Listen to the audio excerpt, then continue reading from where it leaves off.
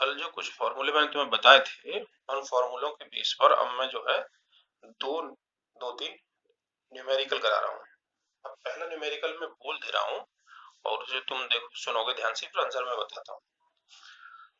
सवाल ये है कि एक परमाणु की त्रिज्या 300 पीएम। परमाणु की जो त्रिज्या है वो कितनी है? 300 पीएम, पिकोमीटर। ठीक है। यदि यह फलक केंद्रित घनीय इकाई सेल में क्रिस्टलीकृत हो, यानी इसकी जो ज्योमेट्री है वो एफसीसी टाइप की है, फलक केंद्रित घनीय इकाई सेल, तो इकाई सेल के किनारों की लंबाई तथा निकटतम परमाणुओं के मध्य की दूरी की गणना कीजिए। अब क्या क्या गणना करवा रहा है वो? इकाई सेल के किनारों की लंबाई। इकाई सेल के किनारों की लंबाई होती है ए, यानी इकाई सेल के किनारों की लंबाई होती है ए, और निकटतम परमाणुओं के मध्य की दूरी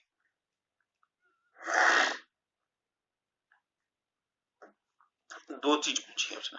अब एक बात समझो, ध्यान रखना है कि एक परमाणु की त्रिज्या है 300 पीएम, जो त्रिज्या है आर बराबर है 300 पीएम। ठीक है। अब समझना ये है कि ये एफसीसी में इकाई सेल उसने बताई है। पहली बात समझ लो सवाल को, कोई एक परमाणु जिसकी त्रिज्या 300 पीएम है और वो जो इकाई सेल है वो एफसीसी प्रकार की है, तो कह रहा है इकाई सेल के किनारों की लंबाई बता। अब इकाई सेल के किनारों की जो लंबाई है वो ए होती है, और तुमको मैं बताया था कल कि ए इक्वल टू एफसीसी में होता है 2√2r। सिंपल क्यूबिक में मैंने बताया था कल ए इक्वल टू 2r, बीसीसी में बताया था 4r/√3, और एफसीसी में बताया था ए इक्वल टू 2√2r। बस तो आर की वैल्यू रख दो, आर की वैल्यू 300 हो गई। अब इसे जब तुम हल कर लोगे, गुणा भाग करके 2 की वैल्यू रख दोगे, तो ये आ जाएगा 848.5 पीएम। इसे पीएम में रहने दो, कोई दिक्कत नहीं है, जैसे उसने दी है दर्जा वैसे ही तुम बता दो। तो जब कभी भी ऐसा सवाल आ जाए, जैसे उसने परमाणु की त्रिज्या दे दी है और बस इतना पता होना चाहिए कैसे कैसी, उसने एफसीसी बताई, अगर ये बीसीसी होता तो ए इक्वल टू 4r/√3 कर देते तो आ जाता। अगर ये सिंपल क्यूबिक कह देता तो इक्वल टू 2r रख देते। तो ये रिलेशन है, ये रिलेशन तुम्हें याद रखने में कल तुम्हें 3 बताया था। ठीक है। तो ये इसका आंसर आ जाएगा, किनारों की लंबाई आ जाएगी। अब कल मैंने घनत्व का भी फॉर्मूला बोला था तुम्हें, जैसे अब देखो एक सवाल में लिख दे रहा हूं कि एक फलक केंद्रित घनीय तत्व, इसका जो परमाणु भार है वो इन्होंने दे रखा है 60। सेल के किनारों की लंबाई जो दे रखी है वो दे रखी है 400 पीएम। ठीक है। घनत्व हमसे पूछा है। ठीक है भाई, ध्यान से समझ लो, ये एफसीसी प्रकार का कोई घनत्व है जिसका परमाणु भार ये है, सेल की किनारों की लंबाई 400 पीएम, डेंसिटी बताओ। तो मैंने तुम्हें घनत्व बराबर कल बताया था, किसी भी तत्व का परमाणु भार या अणुवत अणु भार गुणा जेड अपॉन Na और ए क्यूब। और मैंने तुमसे कहा था कि अगर कोई चीज पीएम में दे रखी हो तो तुम डायरेक्ट यहाँ ये भी लिख सकते हो, इसकी यूनिट होती है ग्राम पर सेंटीमीटर क्यूब। तो इसका m परमाणु भार या अणु भार वो कितना है? 60। अब ध्यान रखो ये एफसीसी है, और एफसीसी इकाई सेल में जेड होती है घटक कणों की संख्या, और एफसीसी में घटक कणों की संख्या होती है 4। सिंपल क्यूबिक में 1 होती है क्योंकि कोनों पर कण होते हैं, 8 गुणा 1/8। बीसीसी में होती है 2 क्योंकि कोने पर होते हैं 8 और एक बॉडी सेंटर में, और एफसीसी में कोने पर होते हैं और फलक पर होते हैं। तो कोने वाला का कंट्रीब्यूशन होता है 8 × 8 और फेस का होता है 6 × 1/2, तो 4 होते हैं। तो यहाँ जेड की वैल्यू आ जाएगी 4, यानी एफसीसी में जेड इक्वल टू 4। ठीक है। एन सबको पता है 6.023 10⁻23। ये कितना? 400 पीएम। 400 पीएम है, तो इसे मैंने तो बताया था, इसे डायरेक्ट ऐसे लिख दो 10⁻−30। क्यों? क्योंकि 1 पीएम बराबर होता है 10 की पावर माइनस 10। तो 400 गुणा 10 की पावर माइनस 10 करोगे तो अंदर 10 की पावर माइनस 30 ना हो जाएगा, पहले निकाल दो इसे। ये इसका हो जाएगा।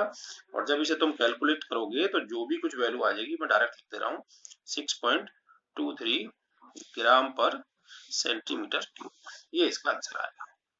ठीक है, तो ये 2 सवाल मैंने तुम्हें बता दी जो कल मैं तुम्हें फॉर्मूले बताया था।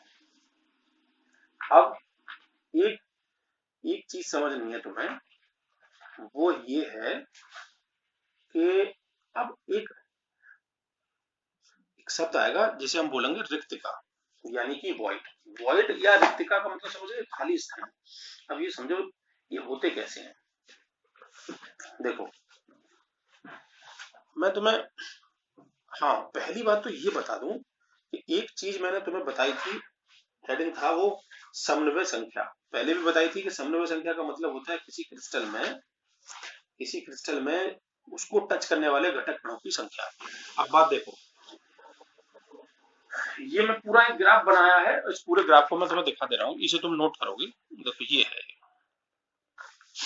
ये है कि यहाँ लिखा है मैंने टाइप यूनिट सेल के प्रकार। यहाँ मैंने लिखा है टाइप, यानी कणों की व्यवस्था कैसी होगी। देखो ये यहाँ से है, ये है पहले टाइप ऑफ यूनिट सेल, इकाई सेल के प्रकार। फिर मैंने लिखा है टाइप, फिर मैंने लिखा है समन्वय संख्या, फिर लिखा है संकुलन दक्षता, और फिर लिखी है मैंने 2D बेस। ठीक है, अब समझो जरा। सरल घनीय जो होती है इकाई सेल, सरल घनीय इकाई सेल में घटक कणों, मतलब जो घटक कणों की व्यवस्था होती है ए प्रकार की। इसका क्या मतलब है? इसका मतलब ये है कि सरल घनीय में हर लेयर एक दूसरे के जैसी होगी। पहली लेयर के बाद दूसरी लेयर, दूसरी के बाद तीसरी लेयर सेम होगी। उसमें समन्वय संख्या होती है 6, यानी सरल घनीय में एक घटक कण को 6 टच करती है। मैं भी समझाऊंगा तुम्हें। संकुलन क्षमता 52% हम निकाल चुके हैं। और 2D बेस होता है उसका वर्गाकार, नीचे से वर्ग बनता है उसका जो 2D बेस है। अब आती है बीसीसी। बीसीसी में जो घटक कणों की अरेंजमेंट है वो ए बी ए, यानी पहली परत तीसरी के समान है। हर पहली परत तीसरी के समान। देखो ए 1 2 3, तो पहली तीसरी के समान, फिर पहली तीसरी के समान। यहाँ से देख लो बी को एक छोड़ दो, तो हर एक परत तीसरी परत के समान आएगी। यानी पहली परत बराबर तीसरी परत के, तीसरी परत बराबर 5 परत के, ऐसे आएगी। और इसमें समन्वय संख्या होती है 8, संकुलन क्षमता होती है 68%, और ये भी वर्गाकार। इसका बेस की बात करें 2D बेस। एफसीसी या सीसीपी एक ही बात होती है। देखो मैंने लिखा है एफसीसी या सीसीपी एक ही बात है। इसकी जो व्यवस्था है एफसीसी की, वो होती है ए बी सी ए, यानी पहली परत चौथी के समान आएगी हर बार। ए बी सी ए, सी से देख लो, चाहे बी से देख लो, बी सी ए बी, यानी हर चौथी परत पहली के समान आती है। इसमें समन्वय संख्या होती है 12, संकुलन क्षमता 74% लिख चुके हैं, और षटकोणीय इसका बेस बनता है। एक होती है एचसीपी, हेक्सागोनल क्यूबिक, षटकोणीय क्यूबिक पैकिंग।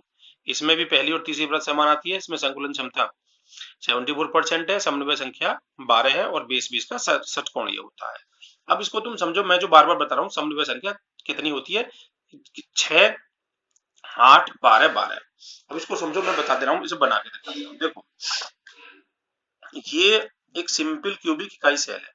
मैंने तुमसे कहा सिंपल क्यूबिक इकाई सेल में जो समन्वय संख्या है वो 6 है, पैकिंग फ्रैक्शन 52% है। पैकिंग फ्रैक्शन में निकाल के दिखा चुका हूँ। अब समन्वय संख्या समझा दे रहा हूं मैं तुम्हें। देखो ये एक इकाई सेल है, ठीक है, और इस इकाई सेल में ये एक घटक कण है। ठीक, अब बात को समझो जरा, ध्यान से देखो, समझ में आ जाएगी। ये जो घटक कण है, ये मैंने तुमसे पहले कहा था कि ये घटक कण सिंपल क्यूबिक को या कोई भी पूरा सर्किल बनता है तो हम डॉट से दिखाते हैं, जिन्हें हम चालक बिंदु कहते हैं। तो ये जो घटक कण है, इस घटक कण को ये टच करेगा, इस घटक कण को ये टच करेगा, और इस घटक कण को ये टच करेगा। तो इनसे तो है ये। तो तुम ध्यान से देखो, ये एक इकाई सेल में इसे कितने टच कर रहे हैं, 1 2 और 1 3, 3 टच कर रहे हैं, यानी ये 1 2 और 3। अगर मैं, ये तो एक इकाई सेल है, और जब पूरा क्रिस्टल बनेगा तो बहुत सारी इकाई सेल आपस में कनेक्ट होंगी।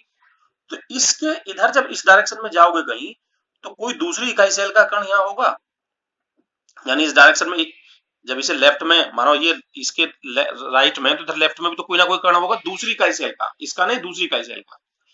अगर मैं इस डायरेक्शन में गया तो कहीं ना कहीं यहाँ भी होगा कोई कण, किसी दूसरी यूनिट सेल का। और अगर मैं ऊपर देखूं, तीनों भाई त्रिविमीय होती है ना, थ्री डायमेंशनल, तो समझ में एक बात आ रही होगी कि इस इकाई सेल के 3 घटक कण ऐसे टच कर रहे हैं, 1 2 3, और 3 किसी दूसरी का टच करेंगे, एक इस डायरेक्शन में, एक इस डायरेक्शन में, एक इस डायरेक्शन में, जिस एक्सिस में यहाँ टच कर रहे हैं, और उन्हीं एक्सिस में ऊपर की तरफ भी, क्योंकि इकाई सेल, हम क्रिस्टल की बात कर रहे हैं, इकाई सेल की बात नहीं कर रहे, क्रिस्टल में होती है लाखों इकाई सेल, तो अन्य इकाई सेलों के घटक कण ऐसे टच करेंगे, इसलिए इसमें CN जो आएगी वो 6 आएगी। क्यों आएगी, मैं बता दिया कि इसको टच करने वाले इस दिशा में, ये तो 3 तो यहाँ दिख ही रहे हैं, इस दिशा में किसी अन्य का होगा, इस दिशा में किसी दूसरी का होगा, इस दिशा में किसी अन्य का होगा, तो एक घटक कण को 6 घटक कण टच करेंगे, इसलिए CN इसमें होती है 6। अब पैकिंग फ्रैक्शन 52% मैं बता दिया।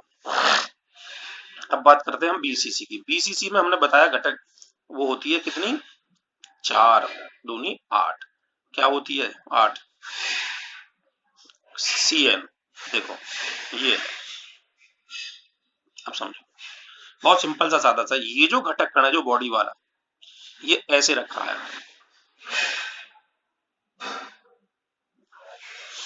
ये जो बॉडी वाला घटक कण है ये है, बात को समझो।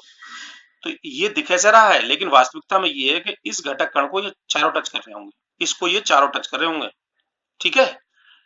तो ये ऊपर वाले भी चारों टच कर रहे होंगे और ये नीचे वाले भी चारों टच कर रहे होंगे।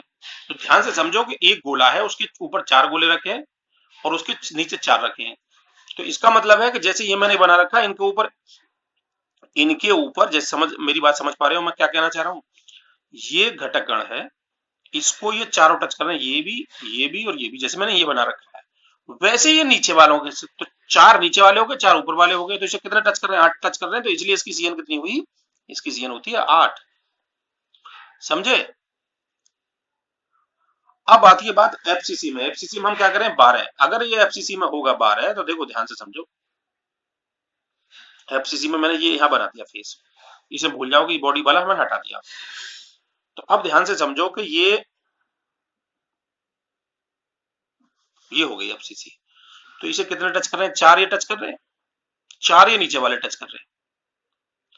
ये वाला पहला था बॉडी में, तो बॉडी का मतलब है ऊपर वाले ये टच करेंगे। अब ध्यान से समझ लो, ये इसे कितने टच करेंगे, इस फेस वाले को ये 4 ये टच करेंगे, तो 4 नीचे से टच करेंगे, लेकिन कोई दूसरी यूनिट सेल भी तो इसके संपर्क में होगी, उसके भी इसके ऊपर जो आएगी वो जो इसे टच करेंगे, 4 वो हो जाएंगे, तो कुल मिलाकर इसे 12 टच करेंगे, तो इसलिए FCC में समन्वय संख्या आती है 12।